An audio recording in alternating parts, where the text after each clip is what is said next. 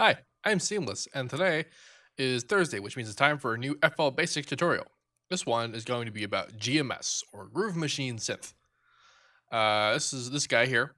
It's called Groove Machine Synth because there's another actual plugin by ImageLine that doesn't come with FL Studio. It's an external thing called Groove Machine. That's sort of like an independent performance based plugin, and it's kind of cool. It used to be where I get all my drum samples because it had a couple of included drum samples, but now they're actually in FL under drums, and all the instruments you see that says G or V outside it are from Groove Machine. So that's what that's from. But it also had this built-in synth in there, and so they decided to make this synth an actual plugin for FL. And this one actually comes with FL, so this is like you get it for free. It's pretty straightforward. Um, it's not coded by Goal, who does most of the other ones. This is by Max, who is responsible for such plugins as SAR and Toxic Biohazard. So if you're familiar with those, you'll recognize certain aspects of this plugin. So what's up with this? Well, it's a subtractive synth. Um, it's some of the cool things about it are actually I think the coolest thing about it is this sort of the way that it does. It's built in effects.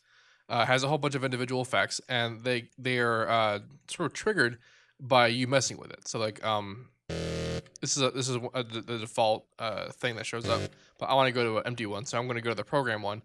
And this is where you'll find all the presets. Like you have the bank, and it'll take it to the various banks, and then the program, which is the preset.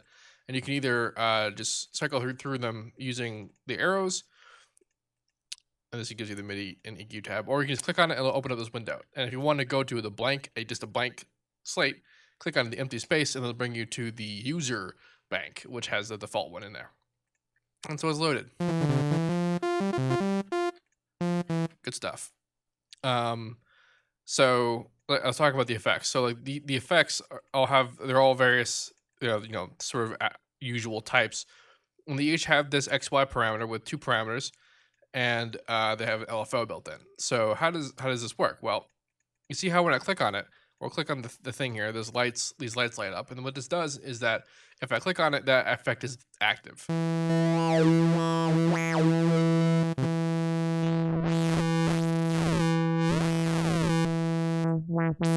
of thing. And you can automate these parameters, and you can also automate when these go on and off. If you right click it, you can create automation clip. And if you look at the information tab up top, you see that the value is 1 when I click on it, and then 0 when it's off. So all the way off is bottom, and then on is all the way up. So then if you wanted to automate that, that's what you would do. And you can also hit the glue button, which will have it on indefinitely.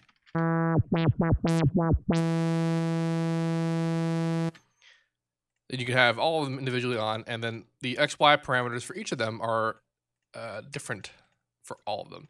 And they all also have this LFO engaged.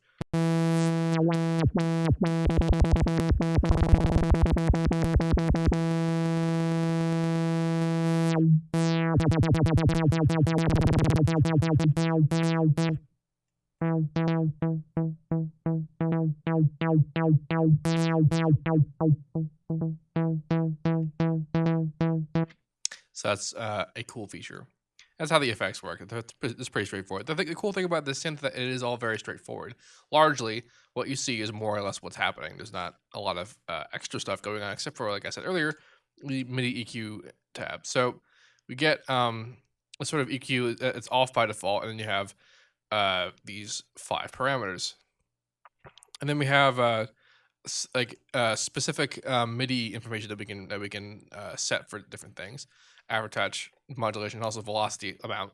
So we can have velocity controlling certain parameters amounts, good stuff, and also the pitch bend range, enabling and disable. I usually have this off, but usually I mean right now, because I actually don't really use this synth a lot, and that's because I mostly go to Harmor and Citrus, but Harmor and Citrus are not free plugins. This comes with FL Studio, so this is something that you're available to use pretty right off the bat.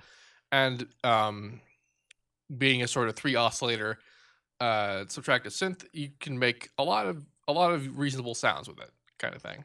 Like a lot, like a good number, a huge number, because most sounds that you hear are subtractive synthesis. Like the super complicated ones, like FM synthesis, can be taken care of by Citrus, and then Harmor is just a whole other universe. Eventually, there'll be a tutorial on that. People keep asking me about doing a series on hardware. I will do one. I just have to be in the right frame of mind to do that faithfully and correct. Because if I'm going to do it, I'm going to do it right. I'm not going to do it until I can. So that. Another neat thing is this modulation area here. So by default, it has sync engaged on Oscillator 1.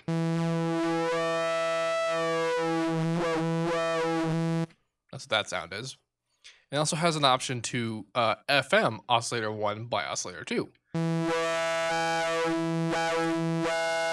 Which, as you can see, kind of sounds the same. That's because Oscillator 2 is a saw wave. And if you've ever seen How to Base 10 in my channel, that's actually a pretty good way to mimic oscillator sync, is to FM using a saw wave.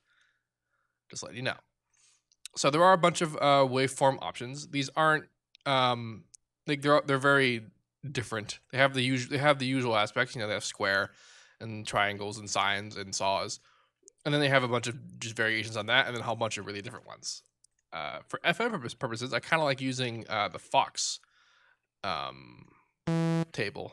Not table. It's not a wave table. It's an oscillator. The Fox oscillator. I'm gonna.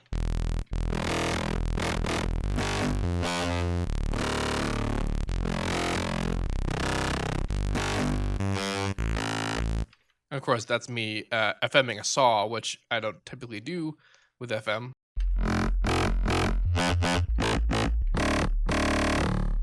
FM, I find, usually works better when the oscillator you're modulating is a sine. But this isn't exactly the an FM plugin. This is just part of it. There's also an RM 2-to-1 RM you can do.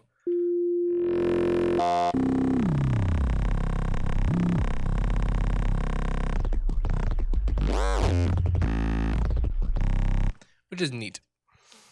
So in order to get the three oscillators audible, you can switch in between the waveforms using the arrows here. There's not a lot of them, so this is actually a reasonable method of doing so. Or you can click on it and you get the whole list. You get pitch and fine pitch.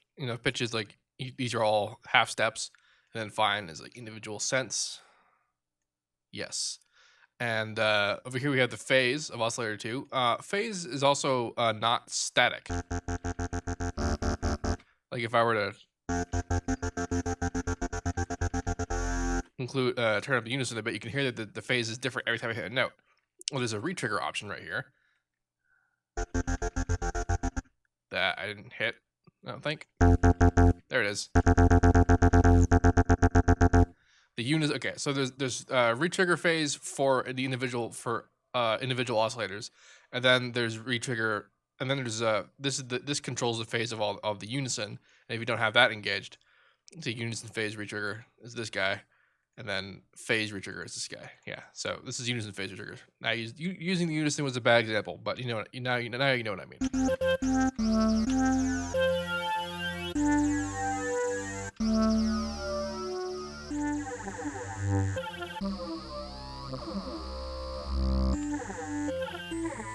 I'm messing around, but yeah, that's pretty much what's up with the oscillators. You saw me mess with the octave here. And there's also the mono voice, which will kill the previous voice if you have more than one playing. Look, you can't see it, but I was holding the keyboard note, and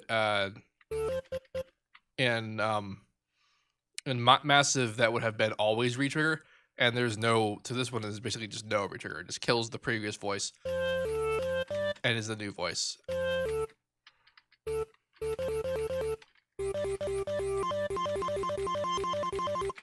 And such.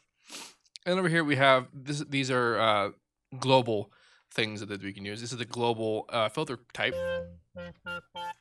not like the filter effect over here, which is it's global. There's only one sound happening, but this is the effect filter. It's always a low pass or always a high pass. It's also a high pass filter. But over here we can have a low pass, a band pass, or a high pass, and also could be keyboard tracked values, which is cool. And then over here we have an envelope, which can be applied to various targets. There's two of them, ED1 and ED2. And envelope number. And so you can target attack decay, and then how much it applies to the filter, the mod, which is this business, frequency, which is pitch.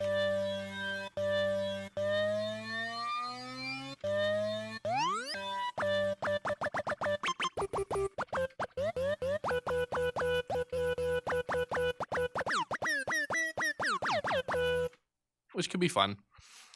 And then there's also the LFO, which is pretty much the same. You can set it up like you would in the effects, and then you can have it target various ones. There's two of them, LFO1 and LFO2. And you know, sync can be just none, and it's just a time based on when you hit the note, or it's sync to beat and bar. And then the rate, as you see, the times change as you move it around, leave it out, and how much it applies to the sound. And then retrigger, inversion, and then the destination, which is the filter, the mod, the frequency, and then level, which is volume, and then the shape, you know, sine, triangle, saw, and square. And over here we have global attack, decay, sustain, and release, also known as ADSR. Amplitude for just the whole thing. Important stuff. And then channel output, which snaps at 0 dB. Panning, pitch, and frequency slide.